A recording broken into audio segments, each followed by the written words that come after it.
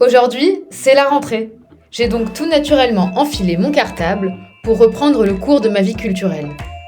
Mais celui dont je suis allée voir les œuvres n'est pas du genre premier de la classe, et ça tombe bien, moi non plus. Rendez-vous donc derrière l'école pour faire le mur avec le graffeur le plus bad boy du monde. Vous l'aurez sans doute deviné, j'ai séché les cours avec Banksy et je n'ai pas été déçue du voyage.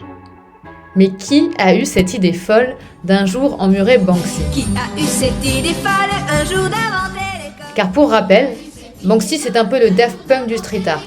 Un artiste aussi mystérieux que subversif, aussi engagé que marketé. Une arlésienne dont on voit les œuvres partout, tout le temps, parfois même un peu trop, il faut bien l'avouer. Mais séparons, puisqu'apparemment c'est possible, l'homme de l'artiste et l'artiste de l'œuvre, et entrons dans le vif du sujet le temps d'une visite. Après avoir salué la petite fille au ballon, les traces de pas d'un gros rat indiquent le sens de la visite. Au nid des citadins, c'est pourtant l'animal totem de Banksy, dont l'une des citations nous rappelle d'emblée que « si vous êtes sale, insignifiant et mal aimé, les rats seront votre seul modèle de référence. » À méditer. En attendant, je déambule dans une galerie où se succèdent les reproductions de ses œuvres les plus emblématiques. Il y a celles qu'on connaît par cœur, comme ces deux policiers qui s'embrassent sensuellement, mais il y a surtout quelques raretés. Point commun de toutes ces œuvres, elles interpellent et nous choquent volontairement, comme une alerte rouge teintée d'humour noir, nous rappelant que nous vivons dans un monde fait de guerre, d'écrans, de surconsommation et d'enfants qui pleurent sur nos chaînes de télévision. Alors regarde un peu. En moins d'une heure, la visite est bouclée. Je perds donc la trace de mon ratatouille punk pour la suite de l'expo. Car c'est en sortant de la galerie que l'expérience Banksy commence vraiment. Je m'explique. Même si une version miniature de ce qui va suivre est présente dans la première galerie, un billet pour le Waldorf Hotel vous plongera jusqu'au cou dans l'une des œuvres les plus controversées du rebelle. Recontextualisons.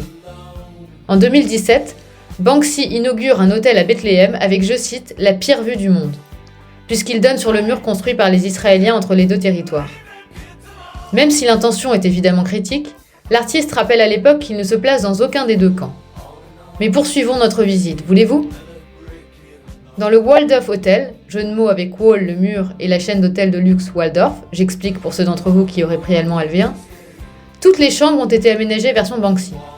Une série d'œuvres qui monte crescendo jusqu'à la plus grande des suites, où l'on surprend un soldat israélien en pleine bataille de polochon avec un combattant palestinien. On quitte l'hôtel un sourire jaune au coin des lèvres, en pensant que ce serait effectivement beaucoup plus chouette que tout cela se termine en pyjama party bon enfant. Mais la récré a déjà sonné, alors je vous laisse avec les infos pratiques. Pour découvrir le monde de Banksy par vous-même, rendez-vous jusqu'au 31 décembre à l'espace Lafayette Drouot, c'est au 44 rue du Faubourg Montmartre, à Paris.